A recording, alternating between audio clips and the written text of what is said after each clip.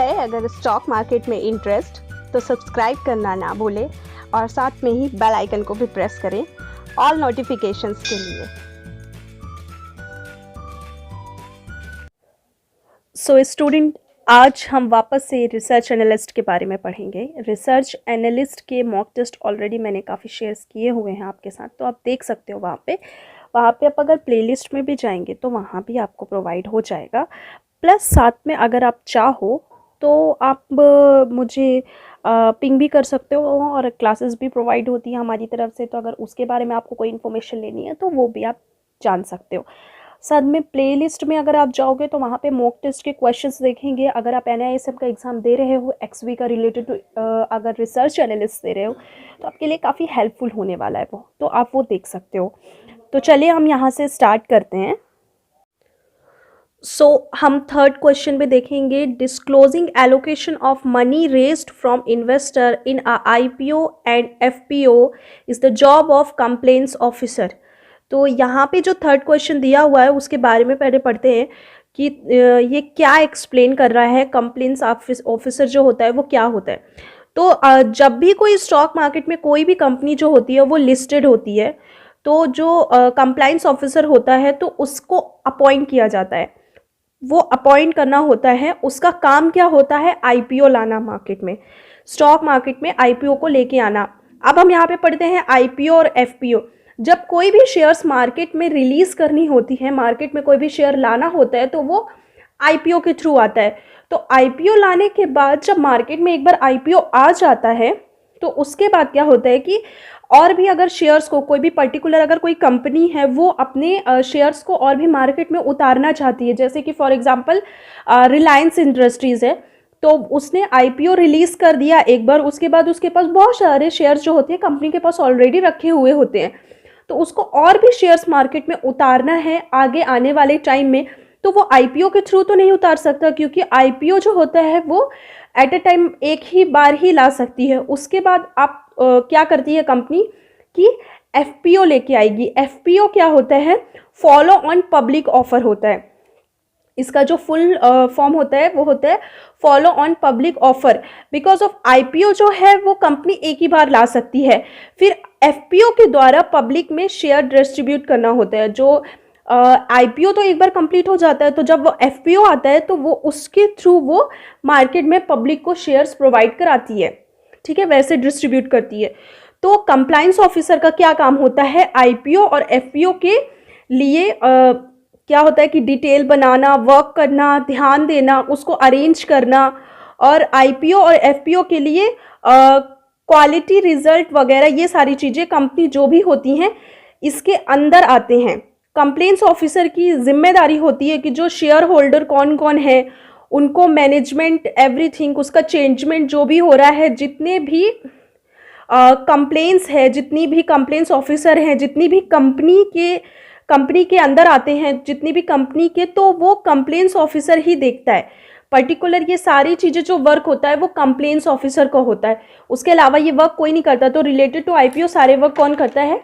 Complaints officer.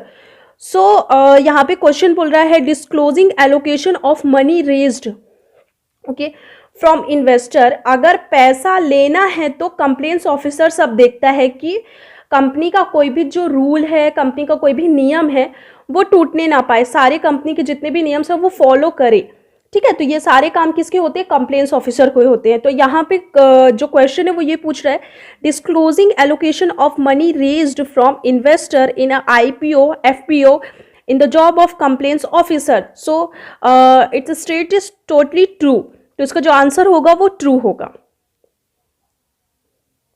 So the fourth one is which bias prevents in investor from benefiting from market corrections. तो इसके बारे में हमें पढ़ना है, जिसका जो राइट आंसर है वो हार्ड मेंटालिटी बायस है। अब इसके बारे में पढ़ते हैं। विच बायस प्रिवेंट, यानी कि मार्केट, यानी अगर मार्केट गिर रही है तो ऐसी कौन सी मानसिकता और एक पक्ष के तरीके के जो लोग होते हैं वो कभी भी मार्केट में पैसा नहीं कमा पाते हैं। बेनिफिट फ्रॉम मार्केट, यानी कि मार्केट से कोई भी प्रॉफिट नहीं निकाल पाते हैं। विच पर्सन, तो वो होते हैं हार्ड मेंटालिटी के लोग। वो लोग जिसे बचपन से ही ये सिखाया जाता है कि शेयर्स खरीदो फिर बेचो, जब बाजार ऊपर जाएगा तभी, बाजार कभी नीचे नहीं जाएगा, और वो फिक्सिबल नहीं होता है। वो ऐसा सोचते हैं, वो ये सोचते हैं कि ऑलरेडी मार्केट हमेशा हाई की तरफ जाने वाला है, जिस वजह से तो शेयर को बेच नहीं पाते हैं, गिरावट में पैसा वो कमा नहीं पाते हैं और अपने स्टॉक को होल्ड करके रखते हैं। तो जैसे आप देखोगे कि रिसेंसी बायस है, फैमिलियरिटी बायस लिखा हुआ है, कॉन्फिडेंस बायस है। तो ये सारी चीज़ें आप देखोगे, जिसका जो ये फोर्थ वन जो है वो आंसर है। अब हार्ड मेंटालिटी बायस मीन्स क्या होता है, देखो अगर मार्केट में जैसे क्या होता है कि दो टाइप के लोग होते हैं, जो कि एक बुल होता है, एक बियर होता है।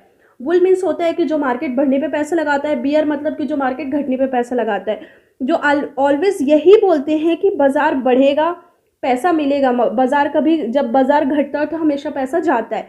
बट अगर मार्केट गिरेगा तो उसको अपने माइंड का व्यू चेंज करना होता है, जो कि अगर मार्केट गिरता है तो वो अपने माइंड का व्यू चेंज नहीं कर पाता है, मार्केट गिरेगा बढ़ेगा नहीं।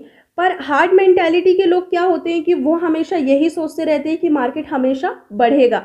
बट और भी जो नॉर्मली लोग होते हैं वो क्या सोचते हैं कि नहीं, दोनों तरफ की चीज़ें हो सकती हैं, दोनों व्यू आप देख सकते हो, प्लस साइड पे माइनस साइड पे बुल और बियर दोनों आप देख सकते हो।